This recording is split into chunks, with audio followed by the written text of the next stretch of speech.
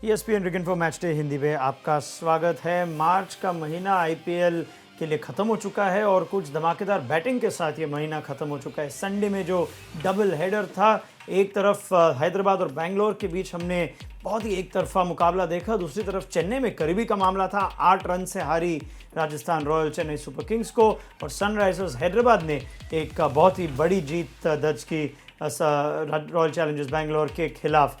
उन मैचों के बारे में थोड़ी सी बात हो जाए अजीत आगरकर के साथ। और थोड़ी अगर हम पहले वाले मैच की बात करें तो ऐसा लग रहा था कि एक ही टीम आज मौजूद थी हैदराबाद में। बेयरस्टो ने रन बनाए, वार्नर ने रन बनाए और बेंगलोर ने रन ही नहीं बनाए। सनराइजर्स हैदराबाद एक बहुत स्ट्रॉन्ग टीम है, लेकिन वार्नर जिस तरीके से इस टूर्नामेंट में उतरे, एक पॉइंट है उनको प्रूव करना कि जो पिछले एक साल में उनको सस्पेंड किया गया था, उनको ज़रूर उनको वो बात लगी होगी और दिख रहा है। लेकिन बेयरस्टो जो विलियमसन के आगे खेले, आज शायद थोड़ी सी एक निगल थी, उनको इंजरी थी विलियमसन को, वो एक बड़ा डिसीजन था। उनका प्रदर्शन हर मैच में बेहतर होते जा रहा है और आज वार्नर से ज़्यादा तेज़ बेयरस्टो खेले और ये ज़्यादा बार हम देखते नहीं कि कोई और बल्लेबाज वार्नर से तेज़ खेले। आप देख सकते हैं आपकी स्क्रीन पे जॉनी बेयरस्टो 114 रन और पूरी बेंगलोर की टीम 113 रन। तो पूरी बेंगलोर की टीम जॉनी बेयरस्टो से 1 रन से आज हारी है। लेकिन जहाँ तक रिजल्ट का सवाल है, आप 118 रन की जीत बहुत बड़ी जीत होती है T20 क्रिकेट में। वही दूसरी तरफ चेन्नई सुपर किंग्स और राजस्थान रॉयल्स की अगर हम बात करें तो वहाँ पे MS धोनी ने पूरी तरह जो भी दबाव था और ड्यू की जो फैक्टर थी उसको पूरी तरह से अपने आप में अंदर ही ले ली उन्होंने। और ऐसा लग रहा था कि अकेले ही डिसाइड कर रहे थे कि कैसे पारी होगी, उनकी पारी कैसे होगी, कितने स्कोर रन कितने बनेंगे। और 175 पर ले गए, जब एक समय पे ऐसे लग रहा था कि 130-140 के आसपास ही जाएगी चेन्नई की पहली पारी।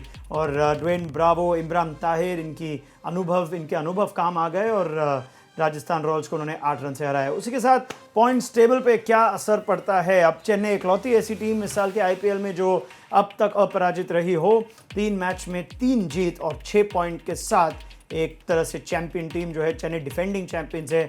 बाकी सबसे ऊपर हैदराबाद दूसरे नंबर पर। और अब नेट रन रेट पे भी ज़रा ध्यान दीजिए क्योंकि वहाँ जाके शायद आगे जाके हैदराबाद को फ़ायदा होगा और शायद बेंगलोर को नुकसान। चलिए मैच डे मैच पॉइंट्स की तरफ बढ़ेंगे और वार्नर बेयरस्टो की जो रिकॉर्ड तोड़ बैटिंग है उसके बारे में थोड़ी सी बात हो जाए। आपने ऑलरेडी कहा है अजीत के ज़्यादा हम देखते नहीं डेविड वार्नर को किसी के साए में खेलते हुए, लेकिन आज जॉनी बेयरस्टो जिस तरह उतरे मैदान में, तो 10 में से आप इस रिकॉर्ड ब्रेकिंग पार्टनरशिप को कितने अंक देंगे और क्या प्रभाव था इसका मैच पे? 10, क्योंकि मेरा मानना है कि टीम आरसीबी ने अच्छी सिलेक्ट नहीं की, जो 11 उन्होंने खिलाए। लेकिन ज़रूरी था कि टॉस हारने के बाद सनराइजर्स एक स्टेटमेंट करे और जो उनके शुरू के 2 बल्लेबाज है, दोनों ही आक्रामक है, एक्सप्लोसिव खेलते हैं। लगा नहीं था बेयरस्टो वार्नर की जितने एक्सप्लोसिव है, लेकिन आज उनसे बेहतर उन्होंने शुरुआत की। तो उधर उन्होंने थोड़ा सा आरसीबी को और बैकफुट पे डाल दिया और इतनी लंबी पार्टनरशिप के बाद ऑलमोस्ट मैच ख़त्म हो गया था। अगर आरसीबी बहुत अच्छी बल्लेबाजी करती तो शायद मौका था, लेकिन बहुत मुश्किल होना था उनकी। बॉलर्स तो वैसे भी उनमें शायद कुछ बॉलर्स में अनुभव ज़्यादा नहीं था। एक एक्स्ट्रा स्पिनर को खिलाया, शायद वो कंडीशन से सही निर्णय नहीं किया विराट कोहली ने। कुछ आंकड़ों पे अगर हम नज़र डालें, रिकॉर्ड ब्रेकिंग पार्टनरशिप पे नज़र डालें तो 184 रनों की साझेदारी जो गौतम गंभीर और क्रिस लिन ने कोलकाता नाइट राइडर्स के लिए गुजरात लायंस के सामने राजकोट में दर्ज की थी 2017 में, उससे तोड़ दिया है आज जॉनी बेयरस्टो और डेविड वार्नर ने। बेंगलोर के खिलाफ ये दूसरी बार इतनी बड़ी पार्टनरशिप आप देख सकते हैं। बेंगलोर खुद बड़ी पार्टनरशिप दर्ज कर चुके हैं, लेकिन ये ओपनिंग पार्टनरशिप की हम बात कर रहे हैं। और ऐसा हम ज़्यादा देखते नहीं कि एक ऑस्ट्रेलियन और इंग्लिशमैन इतनी मेलजोल के साथ, इतनी तालमेल गले मिल रहे थे। बिल्कुल गले मिल रहे थे, तो भाइयों की तरह एशेज की जो राइवलरी हम जानते हैं क्रिकेट में, ये एक आईपीएल की एक तरह से खूबी भी है और एक यूनिकनेस भी है। बिल्कुल। मैं खेला हूँ आईपीएल में और अक्सर इंटरनेशनल क्रिकेट में आप ज़्यादा समय नहीं बिताते सामने की टीम के साथ, समय होता भी नहीं। एक मैच के बाद आप कहीं और ट्रैवल करते हैं, तो आईपीएल में एक ड्रेसिंग रूम में रह के वो एक माहौल अच्छा बन गया है सब टीमों के लिए। उसमें इंटरनेशनल क्रिकेट में भी बहुत फ़र्क पड़ा है। और डेविड वार्नर और ये सनराइजर्स एक टीम आपको अगर बाहर से भी आप देखो तो लगता है कि एक साथ खेलती है। जो भी प्लेयर उस टीम में आता है वो फिट हो जाता है इजीली। तो माहौल बहुत अच्छा होगा। कुछ आंकड़ों पे और अगर हम नज़र डालें तो डेविड वार्नर की वापसी कितनी कितनी अहमियत रखती है सनराइजर्स हैदराबाद के लिए, उससे आप अंदाज़ा लगा ही सकते हैं। अब सर्वाधिक शतक की लिस्ट में डेविड वार्नर जॉइंट सेकंड पे आ गए हैं विराट कोहली और शेन वॉटसन के साथ 4 शतक। और भाई कौन कह सकता है कि वो 4 से ज़्यादा ना मार दे, ऐसा लग रहा है अगले ही मैच में मार दे। ऑलरेडी एक 85 रन की पारी खेल चुके हैं, एक 60-63 रन की मार चुके हैं, तो आज डेविड वार्नर का फॉर्म अच्छे से अच्छे ही बढ़ता जा रहा है। वही दूसरी तरफ अगर सबसे बड़ी मार्जिन ऑफ विक्ट्री की हम बात करें तो हैदराबाद की जीत रनों के मामले में आईपीएल में ये कहा, और ये नंबर 1 पोजीशन पे है। 118 रन से हारना T20 क्रिकेट में एक तरह से एक इनिंग्स डिफीट के बराबर होती है टेस्ट क्रिकेट में, तो ये तो बैंगलोर को आगे जाके ज़रूर खलेगी। आगे जाके बैंगलोर की बात थोड़ी कर ले, क्योंकि हाई प्रोफाइल टीम है, विराट कोहली कप्तान है, एबी डिविलियर्स जैसे सुपरस्टार है, लेकिन फिर भी ऐसे लग रहा है कि फिर से नई सीजन भले क्यों ना हो, पुरानी बैंगलोर और वही पुरानी कहानी। तो आईपीएल में कोहली की कप्तानी का एक मैच पॉइंट हम लेंगे, और केवल कोहली के बारे में ही नहीं, पूरी बैंगलोर की जो रणनीति होती है, सिलेक्शन पॉलिसी जो होती है, और कैसे इतने पैशनेट फैंस हैं अजीत उनके, लेकिन हर बार निराशाजनक परफॉर्मेंस उनको मिलती है शुरुआत में। तो 10 में से आप मेरे ख्याल से कोहली की कप्तानी, बैंगलोर की सिलेक्शन, पूरी तरह से टीम में से आप कितना देंगे, और क्या प्रॉब्लम है बैंगलोर का आपके हिसाब से? आई थिंक 5, क्योंकि आई थिंक कप्तानी से ज़्यादा सिलेक्शन मुझे लगता है हमेशा वो चूक जाते हैं थोड़ा, जो 11 सिलेक्ट करते हैं। आज भी हमने देखा 2 लेग स्पिनर खिलाए, एक 16 साल का लेग स्पिनर जो कभी पहले खेला नहीं था, मोइन अली आपके 5वें गेंदबाज है, आप शिवम दुबे आपके टीम में, उनसे आपने गेंदबाजी नहीं करवाई 231 रन देने के बावजूद। तो इन सब डिसीजंस वो फील्ड पे थी डिसीजन, लेकिन जो 11 पिक किए, जो 5 गेंदबाज आपके जो मेन है, 2 सीमर उमेश यादव और सिराज, और 3 स्पिन गेंदबाज आपने खिलाए, बैलेंस नहीं है अटैक में जी। क्योंकि आप शायद कप्तान दोनों ने पिच गलत रीड की कि ड्राई है, थोड़ी गेंद घूमेगी, लेकिन आईपीएल में हमने देखा एक हाथ पिच होती है जो चेन्नई में पहले मैच में थी कि शायद जो ज़्यादा टर्न कर जाती है, बट अदरवाइज ड्राई दिखने में तो होती है क्योंकि इस वक्त हीट बहुत ज़्यादा है। लेकिन भी आप चाहेंगे कि ऑलराउंड बॉलिंग अटैक हो, भले ही अगर आप चूक जाए बिल्कुल होना चाहिए, और वो नहीं है बैंगलोर में। और स्ट्रॉन्ग बैटिंग के खिलाफ, बल्लेबाजी के खिलाफ आप खेल रहे हो, सनराइजर्स की अच्छी टीम है, तो आपको गेंदबाज ज़रूरी है, होना ज़रूरी है आपके 11 में। आप सिर्फ बल्लेबाजी से जीत नहीं सकते, चाहे टॉस जीतो या हारो। 231 कितने भी बड़े बैट्समैन आपके टीम में हो, बहुत कम बार मौका होता है कि चेज कर जाओगे या पास पहुंचोगे, तो आपको गेंदबाज खिलाना इम्पॉर्टेंट है। शायद स्टॉइनिस और कुल्टनाइल आने के बाद उनके ऑप्शंस थोड़े से बढ़ जाते, लेकिन इस वक्त वो इन 5 गेंदबाजों से अगर मैच खेलोगे आप, तो 10 में से मुझे नहीं लगता कोई भी गेम आप जीत पाओगे गेंदबाजी की वजह से जी। तो और फिर उससे आपके बल्लेबाजी में प्रेशर बढ़ जाता है। ज़रूर। ये 11 उनको सिलेक्ट करना, और ठीक 11 उनको सिलेक्ट करना बहुत इम्पोर्टेंट है, और इस वक्त हर मैच में हम देख रहे हैं, और हम पिछले कुछ सालों से देख रहे हैं कि गेंदबाजी उनका प्रॉब्लम रहा है। विराट कोहली की ये एक बड़ी चिंता का विषय है, और अगर विराट कोहली की कप्तानी की बात करें, पहले से ही काफ़ी बातचीत शुरू की है। गौतम गंभीर ने इस मुद्दे को छेड़ा कि भाई विराट कोहली जैसे कप्तान अगर ऐसे रिकॉर्ड के साथ जो हाईएस्ट विन लॉस रेशियो की बात करें या सबसे ख़राब विन लॉस रेशियो की बात करें, तो विराट कोहली सबसे ऊपर है। तो और अब इसी के साथ और भी दबाव बढ़ेगा। 3 मैच में 3 हार चुके हैं बैंगलोर। शायद पिछले मैच में जिस तरह की कंट्रोवर्सी के बाद मुंबई के सामने हारे, शायद उसका भी प्रभाव पड़े, लेकिन विराट कोहली को अभी काफ़ी सारा काम करना होगा अगर ये सीज़न को इस इतनी बड़ी हार के बाद फिर से वो घुमा पाएंगे या नहीं। अगर सनराइजर्स की बॉलिंग की बात करें तो ऐसा नहीं कि 200 रन से ज़्यादा आप चेस नहीं कर सकते। सनराइजर्स ने खुद कुछ ही दिन पहले राजस्थान के सामने एक बड़े टारगेट को चेस किया, लेकिन मोहम्मद नबी ने जिस तरह की गेंदबाजी की, तो उससे तो पूरा का जो जितना भी थोड़ी सी उम्मीद भी थी बैंगलोर के लिए, वो पूरी तरह से ख़त्म हो गई। और नबी को पहले मैच में लाया गया, एक तरह से कैसे दोनों स्क्वाड्स में, जैसे आप कहते हैं सिलेक्शन टैक्टिक्स, एक तरफ बैंगलोर है जो सही टीम सही स्क्वाड नहीं चुनती है, दूसरी तरफ हैदराबाद है जो इतनी अच्छी स्क्वाड है, इतनी गहराई है उस स्क्वाड में कि नबी जैसे अनुभवी बॉलर को पहले मैच में ही ले आए और पहले मैच में ही प्रभाव पड़ा उनका। देखिए 230 रन होते हैं तब गेंदबाजी करना थोड़ा सा आसान भी हो जाता है, क्योंकि आपको पता है कि बल्लेबाज क्या करने वाले हैं। हेटमायर को आज उन्होंने ऊपर भेजा था ओपन करने के लिए, मेरा मानना अच्छी मूव थी वो, काम नहीं कर गई क्योंकि नबी की अच्छी गेंदबाजी बहुत शार्प है, दिमाग बहुत इस्तेमाल करते हैं, बॉल ज़्यादा टर्न नहीं करते, लेकिन एक्यूरेसी बहुत है। बिल्कुल बाएं हाथ के बहुत गेंदबाज भी थे इस टीम में। लेकिन राइट हैंडर्स को भी अच्छी गेंदबाजी करते हैं, जरूर, क्योंकि अब थोड़ा सा देखते हैं बल्लेबाज क्या कर रहा है, अपनी लेंथ थोड़ी सी वेरी करते हैं। जैसे मैंने कहा, बहुत दिमाग इस्तेमाल करते हैं गेंदबाजी का, क्योंकि फिंगर स्पिनर को T20 क्रिकेट में उतना आसान है नहीं।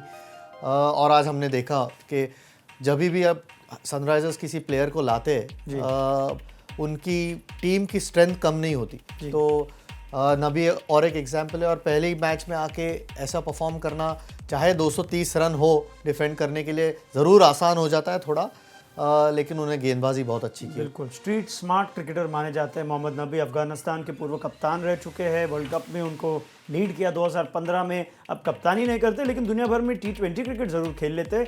और उनकी अगर हम बेस्ट बॉलिंग फिगर्स की बात करें मोहम्मद नबी की, तो ये 4 for 11 ऐसे हो सकता था कि वो 5 विकेट्स भी निकाल दे अगर मोइन अली का स्टंपिंग जॉनी बेस्टो निकाल लेते, लेकिन फिर भी 4 विकेट, और वो भी उनमें से शामिल AB डिविलियर्स का विकेट। तो बहुत ही खुश हो गए अपने आप से मोहम्मद नबी। और आप देख सकते हैं कि सारे परफॉर्मेंस जो है वो हाल ही में ही है। तो 10 में से आप कितने अंक देंगे आज मोहम्मद नबी की परफॉर्मेंस? 7 आई थिंक 230-31 रन थे, तो शायद थोड़ी सी आसानी थी गेंदबाजी करने के लिए।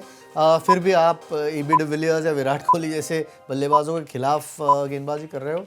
बॉलिंग का प्रदर्शन बहुत अच्छा था, लेकिन थोड़ा सा प्रेशर कम था 230 रन होने की वजह से। चलिए, मोहम्मद नबी को 7 अंक। हैदराबाद को जितने भी अंक आप दो, उनको सिर्फ इससे अहमियत है कि भाई 2 अंक उनके जेब में आ गए हैं। वो 2 पॉइंट जो वाइटल होते हैं, हर मैच को जीतना ज़रूरी होता है, और वो सनराइजर्स हैदराबाद ने कर दिया है। अब दूसरे मैच की तरफ बढ़ेंगे, और चेन्नई और धोनी की बात तो मतलब हमें दोनों को एक साथ ही करनी पड़ेगी, क्योंकि जो धोनी है वो चेन्नई सुपर किंग्स है, जो चेन्नई सुपर किंग्स है वो धोनी होते हैं। धोनी की बैटिंग आज बिल्कुल काम आई, और जिस तरह का प्रभाव और दबाव पड़ा था सबसे पहले विकेट्स पे निकाल के, और MS धोनी की जो अप्रोच थी अजीत, उसके बारे में थोड़ी बात हो जाए। पहले तो पारी की उनके, आप 10 में से कितने अंक देंगे? उन्होंने कुछ तय कर दिया कि ये मेरी रणनीति होगी, और बिल्कुल वही रणनीति से खेलते गए, और हमने रिजल्ट भी देख लिया। 10 आई थिंक उनके 75 अगर नहीं होते तो चेन्नई सुपर किंग्स के 175 रन नहीं होते, और शायद जो कंडीशंस थी, जितना ड्यू था, फिर डिफेंड उससे कोई भी रन कम होते तो डिफेंड करना शायद मुश्किल हो जाता। तो हमने उनका अप्रोच देखा है, और हमेशा थोड़ा सा स्लो स्टार्ट करते, इनिंग्स बिल्ड करते। 30 पे 3 आउट भी हो चुके थे उस वक्त, बिल्कुल। तो रैना के साथ उन्होंने थोड़ी इनिंग्स बिल्ड की, और उसके बाद जब अपने बॉलर्स पिक करते जिन एंड में, एक जोफ्रा आर्चर ने 19वां ओवर किया, उनके खिलाफ ज़्यादा चांस नहीं लिए, लेकिन धवल कुलकर्णी ने 18वां किया, और 20वां जो उनादकट ने किया, उनके खिलाफ अपने आप को बैक करते कि इनके खिलाफ मैं रन बना सकता हूँ, और बहुत क्लियर होते अपने दिमाग में कि कौन सा अप्रोच लेना। अगर वैगन व्हील भी आप देखें, सामने उन्होंने रन बनाए, उनका आर्क जो है, जो छक्के एंड में लगाए थे, एक मिड ऑफ के ऊपर से बहुत अच्छा शॉट था। काफी बड़ी ग्राउंड है चेन्नई की, तो बहुत बड़ी ग्राउंड है, लेकिन जब हमने देखा है उनके करियर में, जब उनके पास इतनी पावर है कि ग्राउंड के साइज का उनको फर्क नहीं पड़ता जब कनेक्ट करते। दिमाग मुझे नहीं लगता वर्ल्ड क्रिकेट में किसी के पास उनकी तरह है, बिल्कुल। और अपने आप को जैसे पहले कहा कि बैक करते कि अगर मैं एंड तक रहूँगा तो ये कर पाऊँगा, या 3 या 4 छक्के लगा पाऊँगा। तो वो एक स्पेशल एबिलिटी होती है। बहुत बार हम बाहर से देखते हैं, लगता है कि शायद ये अप्रोच ठीक ना हो, लेकिन वो अपने आप को बैक करते हैं। जो आप कहते बस बिल्कुल वही ये आंकड़े भी बताते हैं। जिस तरह MS धोनी ने अपनी पारी को दर्शाया, और जिस तरह के बॉल रेंज के 46 गेंदों का सामना किया, पहले 10 गेंदों में केवल 7 रन बनाए, उसके बाद 11 से 20 से और 21 से 30 तक थोड़े स्ट्राइक रेट में ज़्यादा 13 रन मारते गए, और आखिर के जो 15 बॉल की बात कर रहे हैं जी, जो उनादकट और धवल कुलकर्णी के सामने उन्हें 42 रन बनाए।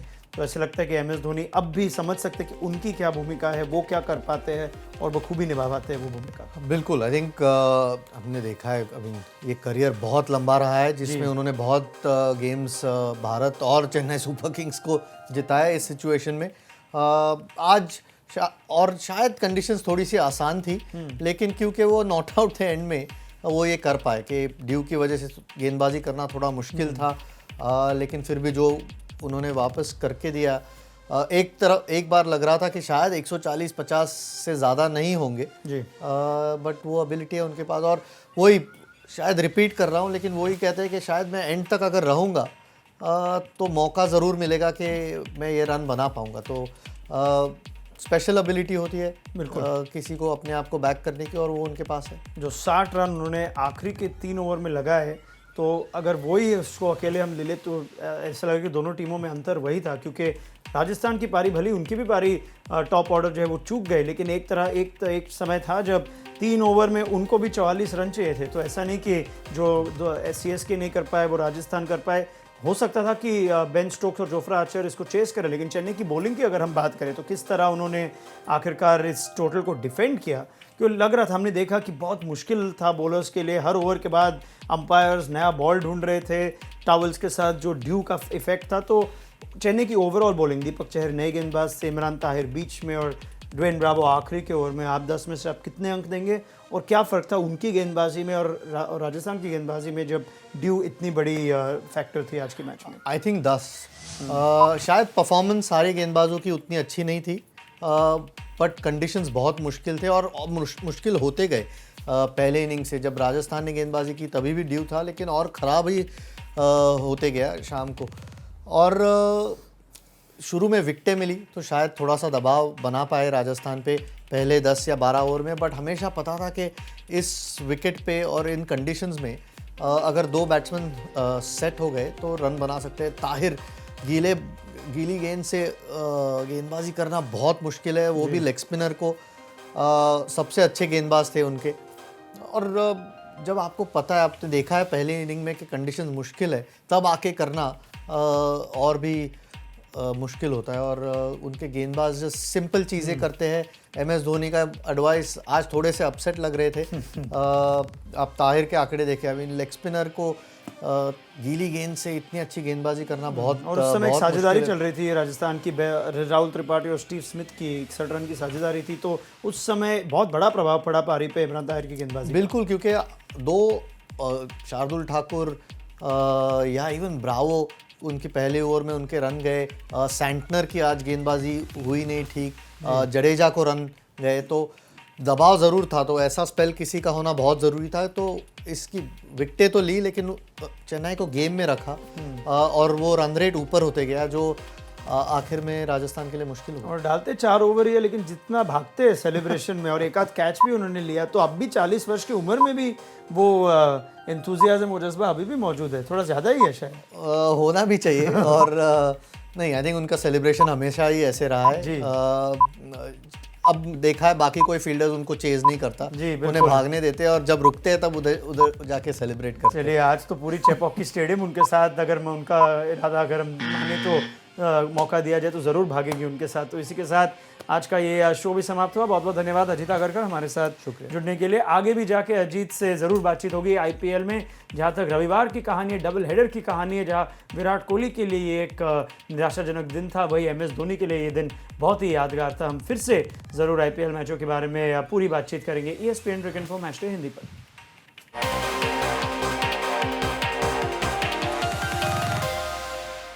अगर आपको ये वीडियो पसंद आया तो लाइक, शेयर और सब्सक्राइब करना मत भूलिए। आप अपने कमेंट्स नीचे कमेंट बॉक्स में छोड़ सकते हैं। नोटिफिकेशंस के लिए बेल आइकॉन यानी इस घंटी पर क्लिक कीजिए।